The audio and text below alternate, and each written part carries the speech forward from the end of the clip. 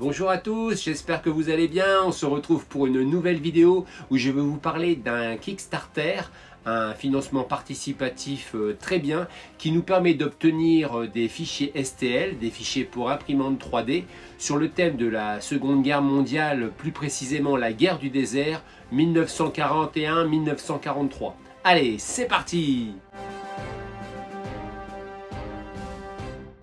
On se retrouve sur la page du Kickstarter. Bien sûr, je vous mettrai le lien dans la description de la vidéo. Au moment où j'ai tourné ces images, il reste encore 15 jours pour le projet. Il y a 632 contributeurs et vous pouvez voir qu'on a déjà atteint 22 804 euros. Ça veut dire que le projet, quoi qu'il arrive, aura lieu. Si on déroule les pages du projet, on a ensuite une présentation de 3D Brin miniatures et de leurs précédents projets. Il est ensuite précisé, et c'est important, que ce Kickstarter March2Hell Africa ne fournit que des fichiers STL qui nous permettent d'imprimer à la maison, avec une imprimante résine ou FDM, des figurines 15 mm ou 28 mm. On a ensuite la contribution, donc pour 40 euros, voilà tout ce qu'on peut obtenir, des soldats de l'Africa Corps et des Anglais. Donc là, on image tout le pledge, et surtout ce qui est important, c'est les stretch goals, mais ça, on y reviendra après. On a ensuite quelques images de figurines peintes par Nacho Ladrón de Guevara, de l'Africa Corps allemande.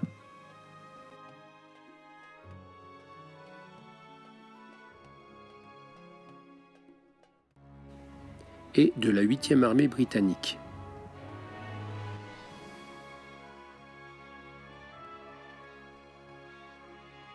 Tous les modèles figurines et terrains de cette campagne sont fournis en pré-supporté 15 mm et 28 mm et en non supporté pour le 28 mm, en sachant qu'il est possible de mettre à l'échelle 15 mm les fichiers 28 mm si vous voulez vous-même poser les supports.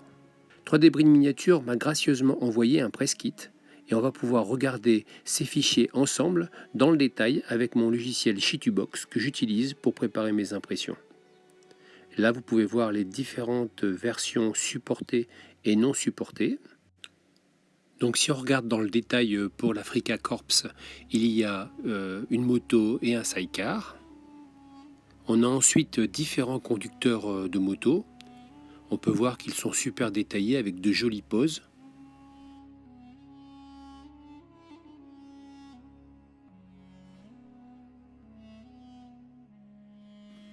Il y a ensuite les passagers des sidecars allemands qui sont bien armés. Et donc là, un exemple de motard de l'Africa Corps que j'ai imprimé chez moi en 28 mm. J'ai juste enlevé les supports, mais je n'ai pas fait de traitement. Je voulais vraiment que vous rendiez compte de la sortie brute de la machine. Je trouve que c'est plutôt réussi. On a ensuite des véhicules allemands, des Kübelwagen, excusez-moi pour la prononciation.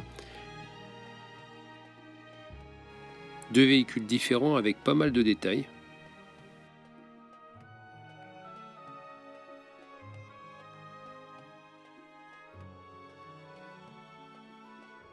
Plusieurs conducteurs et passagers sont fournis pour ces véhicules. On peut voir un radio, on peut voir aussi une belle MG42. Et je trouve qu'ils ont des poses assez dynamiques.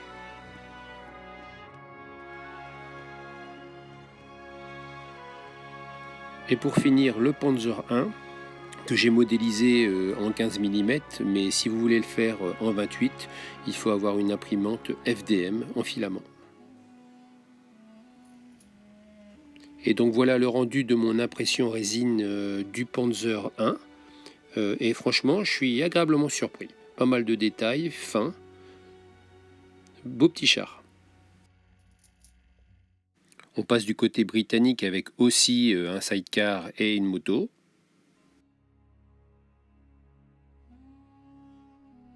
Comme pour les Allemands, on a plusieurs conducteurs de moto.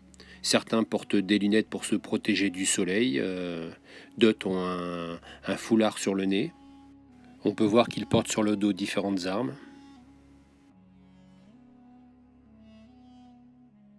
On a ensuite deux Jeep Willys différentes.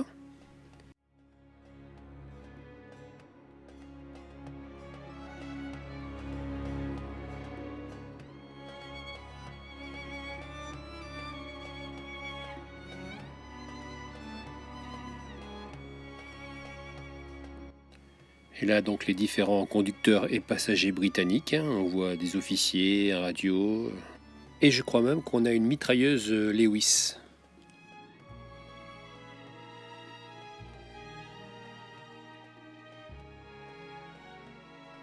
Et donc là nous avons une Jeep britannique que j'ai imprimée en 15 mm.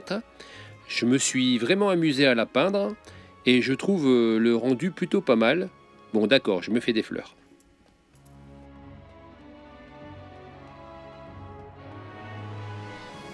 Et pour finir le côté britannique, un char de reconnaissance, le Stuart, appelé aussi René chez les Anglais.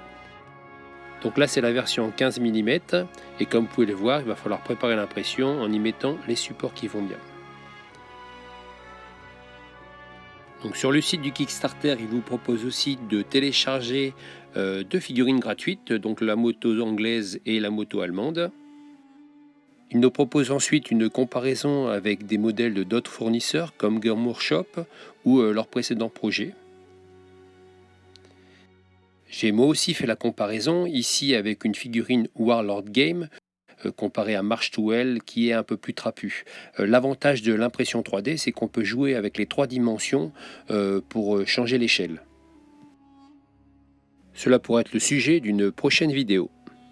J'ai comparé ensuite aussi le 15 mm avec une figurine de Battlefront pour le jeu Flame of War et là on peut voir que ça matche parfaitement. Ensuite il nous précise que si on veut imprimer des pièces grandes comme les chars ou les bâtiments, il vaut mieux utiliser les imprimantes en filament FDM, comme je vous l'avais déjà dit précédemment. On passe à une des parties les plus intéressantes des Kickstarter, les add-ons et les bonus. Tout d'abord une réduction de 25% sur le site 3D Build Miniature et tout l'argent obtenu par ces achats durant la campagne s'ajoutera au montant total récolté. Ce montant servira pour débloquer les bonus, aussi appelés les stretch goals. Plus il y aura de personnes qui participent à ce Kickstarter March to Hell Africa, plus il y aura de bonus débloqués. Allez, on regarde tout de suite la liste que je trouve particulièrement gigantesque. De nombreux bonus sont déjà débloqués. On a des soldats britanniques et de l'Africa Corps, des troupes de commandement, des snipers. On a le SDK FZ 231. On a le Deacon britannique. On a encore des troupes. On a une MG34 de l'Africa Corps. On a des mortiers légers pour les 2 armées. On va avoir un PAC 36 avec son équipage. Un ordnance 2 pounder britannique.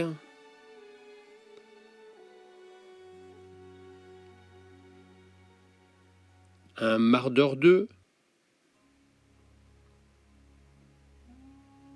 Une voiture blindée AEC. Bref, plein de bonus. Encore, on a une MG42 pour l'Africa Corps et des Vickers mitrailleuses lourdes pour les Anglais.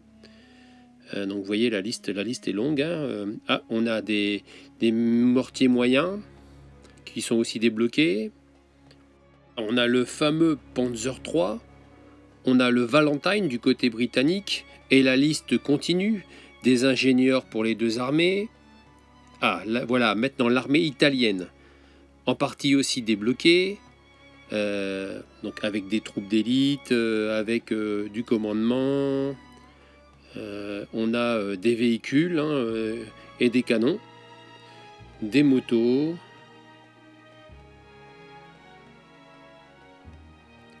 on a le SPA S37 de chez Fiat qui est débloqué, et on a encore différentes troupes italiennes.